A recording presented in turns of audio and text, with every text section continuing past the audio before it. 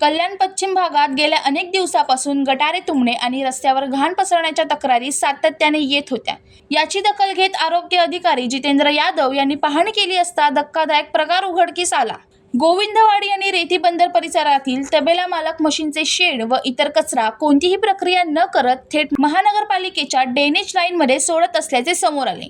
यामुळे सांडपाणी निचऱ्याची संपूर्ण व्यवस्था कोलमडली होती आणि परिसरात तीव्र दुर्गंधीपासून नागरिकांच्या आरोग्यावर परिणाम होत होता। महानगरपालिकेकडून यापूर्वी संबंधित तबेला मालकांना नोटिसा देऊन कचरा व्यवस्थापनासाठी योग्य पर्याय अवलंबण्याच्या सूचना देण्यात आल्या होत्या।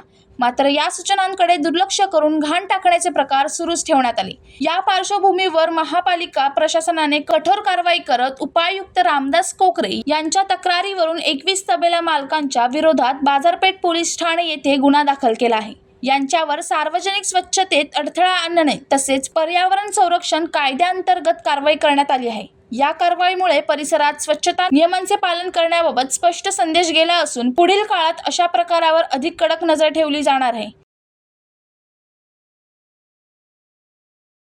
राहुल कांबळे, जनशक्ती, कल्याण।